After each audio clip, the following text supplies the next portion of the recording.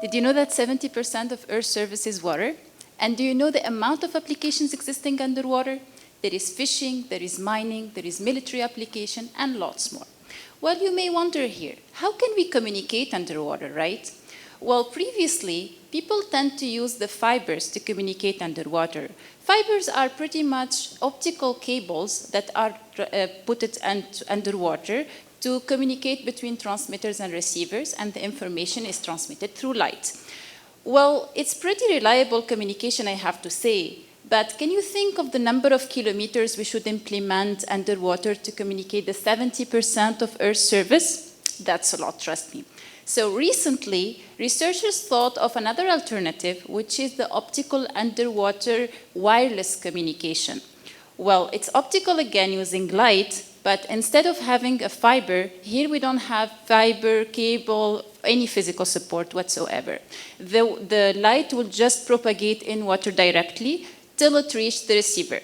Well, it's cheaper and easier to implement, obviously, but it suffers from the misalignment problem. What is the misalignment problem? Well, just think of a transmitter and a receiver facing each other and communicating, and there is a fish swimming in the sea, or there is a plant leaf passing by.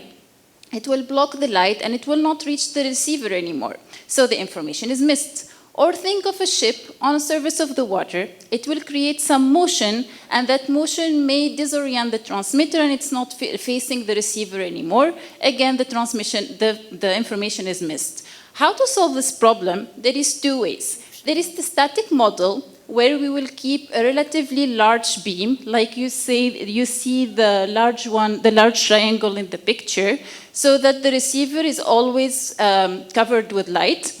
And it's not power efficient because it's like you want to lighten one corner in the room, you end up lightening the whole room. The second one is the dynamic one, where we will keep a narrow beam and we will try at each time to face the receiver. How to do that? We use reinforcement learning. What is reinforcement learning? It's pretty much like this little child. He's our agent, he doesn't know the environment, he doesn't know the iron. He will take a wrong action AT by touching the iron. He will get a new state ST, which is a burned finger, and a new reward, which is him crying. And from that day, he will not touch it again. In our case, the transmitter is the agent. He doesn't know the environment. He will try many trials until he learns the best orientation of light. And using this, we can interconnect the 70% of Earth's surface in a reliable and cheap way. Thank you.